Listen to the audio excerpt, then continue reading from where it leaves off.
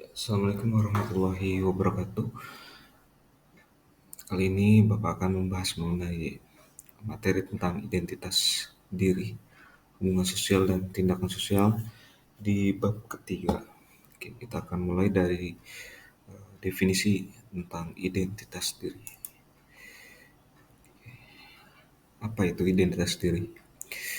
Identitas diri menurut kita sendiri adalah pemahaman kita atas siapa diri kita dan atas siapa orang-orang lainnya, serta termasuk pemahaman orang-orang tersebut atas diri mereka dan atas diri kita. Dalam identitas diri kita ketahui bahwa uh, identitas yang kita miliki, baik itu tentang pekerjaan, siapa diri kita, status sosial seperti apa yang kita miliki, ini tak lepas dari pengakuan dari orang lain. Selain pengakuan dari diri sendiri. Selain itu, menurut Anthony Giddens, identitas dapat dibedakan menjadi dua macam. Ada identitas primer. Ya, identitas primer itu adalah identitas yang melekat sejak lahir, begitu ya. Seperti gender, ras, dan etnis. Identitas primer ini tidak dapat diubah ya, sebenarnya, dan sifatnya itu permanen. Begitu. Lalu ada lagi identitas sekunder, ada identitas yang dibentuk dari identitas primer dan mencakup juga identitas yang terkait peran dan status sosial. Identitas sekunder ini bisa diubah oleh uh, manusia atau individu, tergantung kebutuhan yang dia inginkan begitu.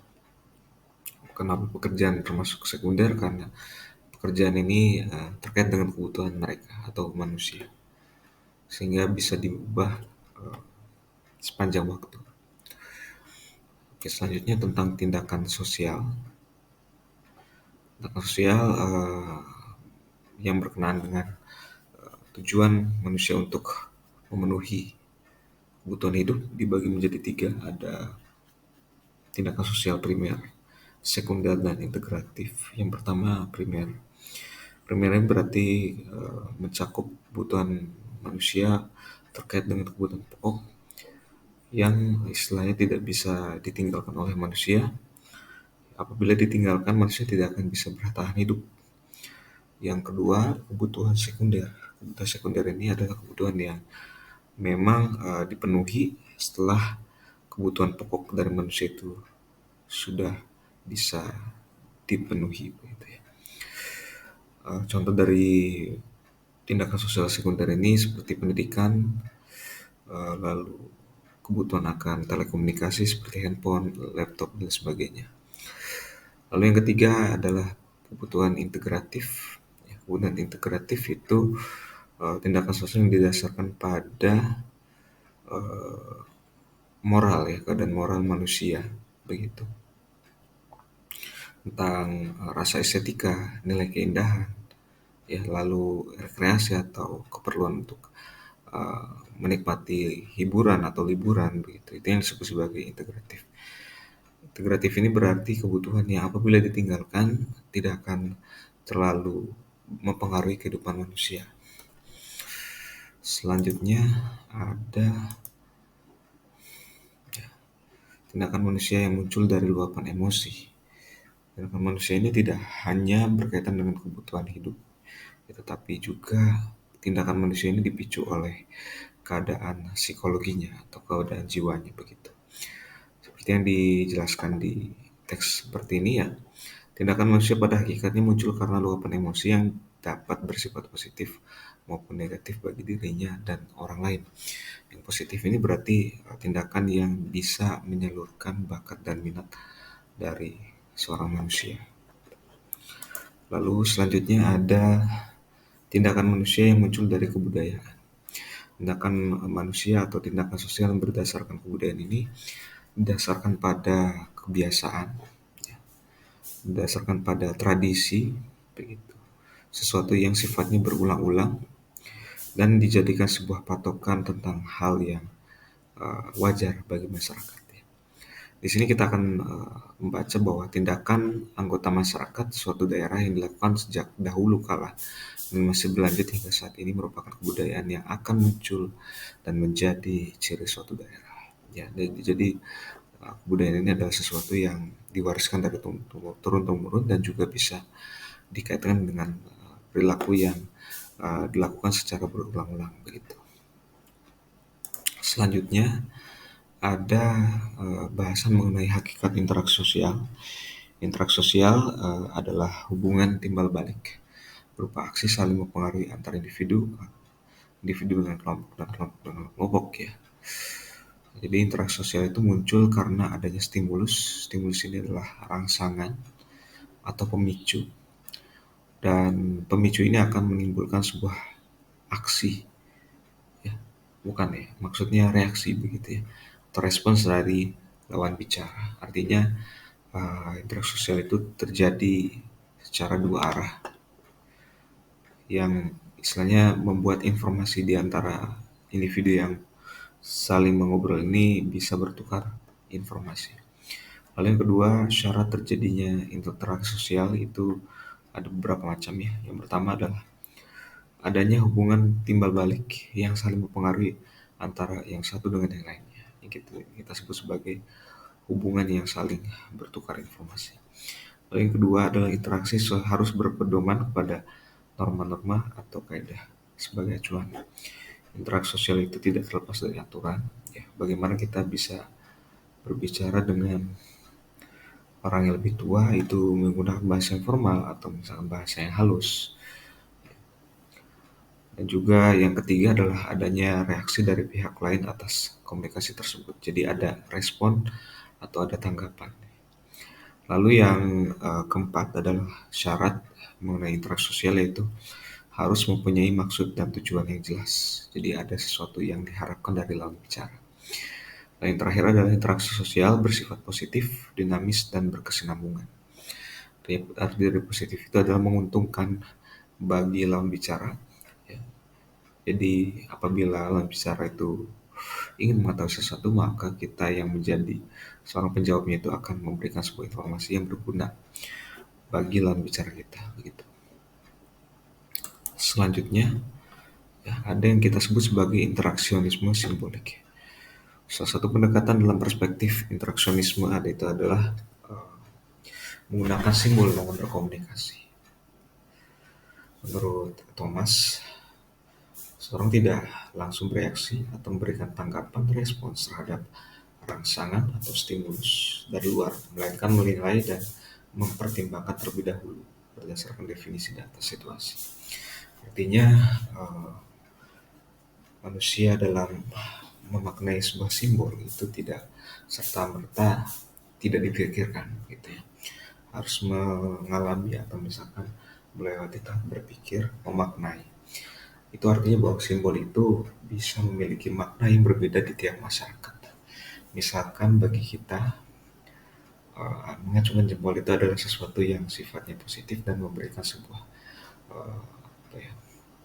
sebuah penilaian ya, yang baik bagi masyarakat atau misalkan orang lain. Tapi di masyarakat yang lain selain Indonesia yang menganggap bahwa jempol itu adalah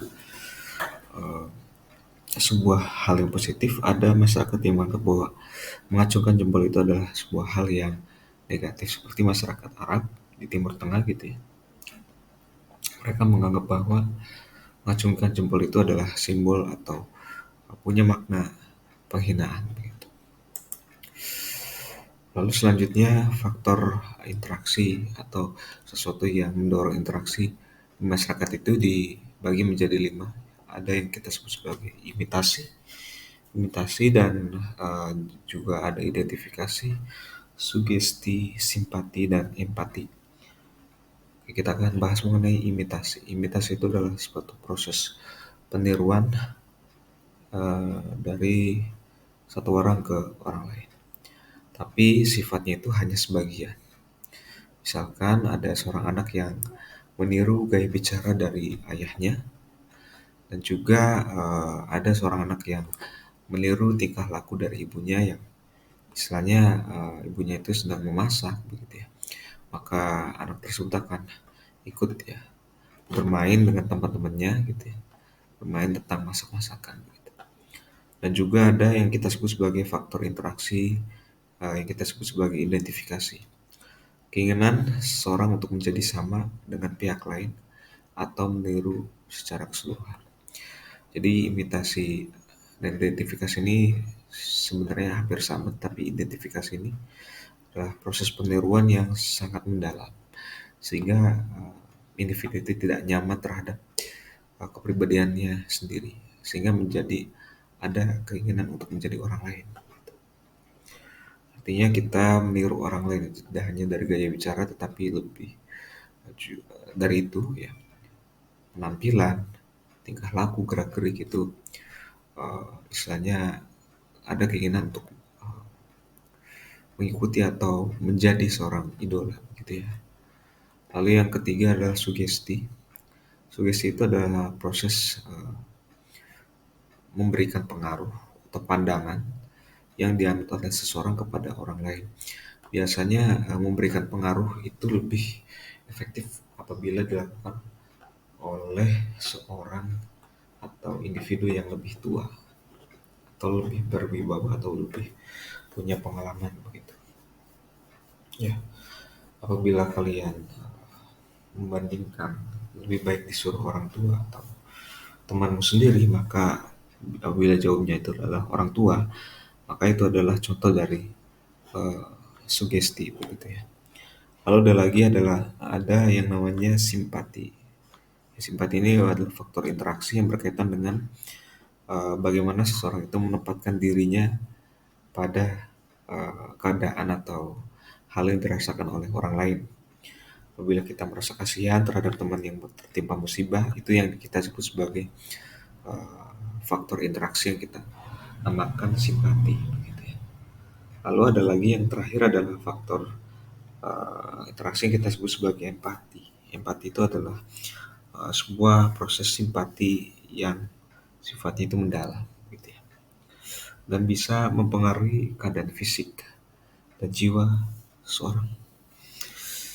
Bila seorang ibu mendengar kabar dari anaknya yang sedang sakit, anak ini kebetulan berada di luar kota atau sedang menempuh pendidikan di jenjang kuliah, karena tidak bisa bertemu dengan langsung, gitu ya, dengan anaknya langsung, maka dia akan memikirkan anaknya terus hingga ibu tersebut tidak nyaman untuk makan, ya, terus tidak bisa fokus dalam melakukan sebuah rutinitas. Itu yang disebut sebagai mempengaruhi fisik dan jiwa dalam kaitannya dengan empati.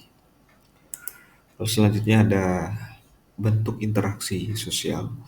Ada yang pertama kita sebut sebagai proses asosiatif, dan yang kedua adalah proses disosiatif. Yang pertama adalah proses asosiatif, itu adalah merupakan bentuk interaksi yang mengarah pada proses penyatuan atau integrasi. Artinya proses asosiatif itu dikaitkan dengan sesuatu yang positif dan diinginkan oleh masyarakat. Lalu ada yang kedua adalah proses disosiatif, yang merupakan sebuah bentuk interaksi yang mengarah pada perpecahan atau pertentangan dan sebenarnya tidak diinginkan oleh sebagian besar masyarakat. Oke, selanjutnya kita akan bahas tentang bentuk kerjasama. Yang pertama adalah bentuk kerjasama yang kita sebut sebagai gotong royong, ya, atau kerjasama yang sifatnya sukarela, begitu ya. Misalkan dalam gotong royong itu bisa kita lihat dalam masyarakat di desa, gitu ya, di Indonesia, gitu ya, desa di Indonesia. Masyarakat itu saling menolong satu sama lain itu tanpa mengharap imbalan. Ya, itu yang disebut sebagai gotong royong atau kerjasama yang sifatnya sukarela. Selanjutnya ada bentuk kerjasama yang kita sebut sebagai bargaining. Ya, bargaining itu adalah merupakan salah satu bentuk contoh dari barter atau pertukaran barang atau jasa. Artinya walaupun barang yang kita tukarkan itu berbeda, tetapi mempunyai nilai yang hampir sama begitu ya.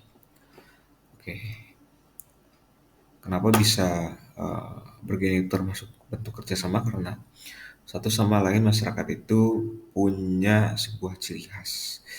Ya, ciri khas ini biasanya terkait dengan hasil produksi dalam pertanian, peternakan, atau hal-hal yang sifatnya jasa. yang sebenarnya itu satu sama lain tidak memilikinya begitu ya. Artinya harus ada proses bargaining atau proses tukar menukar.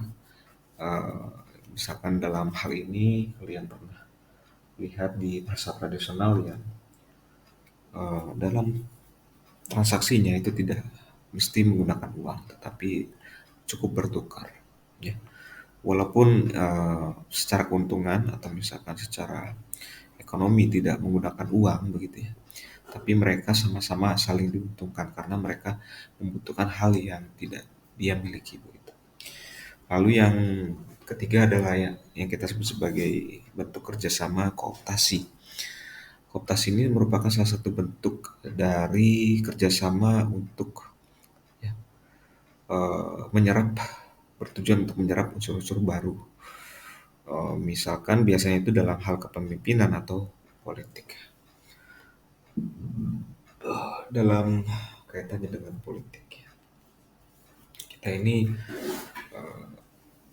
menyerap atau mengadaptasi sistem pemerintahan yang demokratis. Artinya, misalkan dalam hal ini kita tidak diperintah oleh seorang raja begitu ya, melainkan seorang presiden yang sebenarnya itu cocok dengan keadaan masyarakat Indonesia yang beraneka ragam begitu ya. Dan ide yang berasal dari luar ini ya kita sebut sebagai demokratis ini akhirnya bisa diterima dan bisa diterapkan dalam setiap pemerintahan yang ada di Indonesia begitu. Itu yang disebut sebagai kooptasi. Menerima unsur-unsur baru, terlebih unsur-unsur yang sifatnya itu dari luar. Yang keempat adalah tentang koalisi. Koalisi itu merupakan kerjasama antar partai politik atau organisasi dengan tujuan yang sama. Ya, biasanya kalian pernah melihat menjelang pemilu atau pemilihan umum, beberapa partai melakukan sebuah koalisi. Koalisi ini adalah bergabung untuk mengusung salah satu calon dari presiden atau misalnya kepala daerah agar mendapatkan suara yang lebih banyak begitu ya.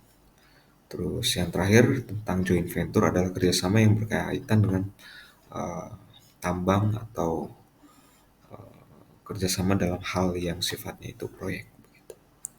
Misalkan kerjasama antar negara penghasil minyak, begitu yang kita sebut sebagai OPEC, atau misalkan kerjasama antara masyarakat atau negara-negara yang punya kaitannya itu penghasil misalkan pertanian atau misalkan hasil-hasil perkebunan begitu ya.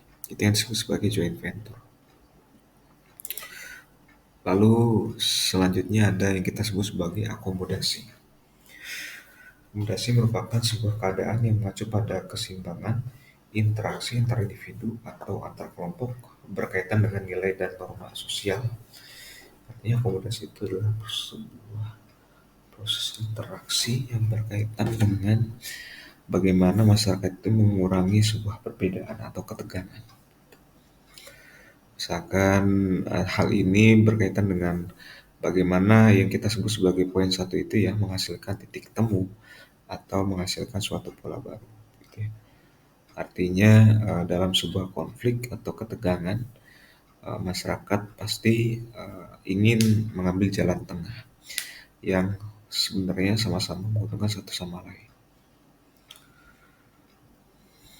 Misalkan dalam hal peperangan atau sengketa wilayah, beberapa negara itu pada saat ingin menyelesaikan konfliknya, mereka membagi daerah yang disengketakan itu menjadi dua wilayah yang memang tidak saling mendominasi satu sama lain. Begitu.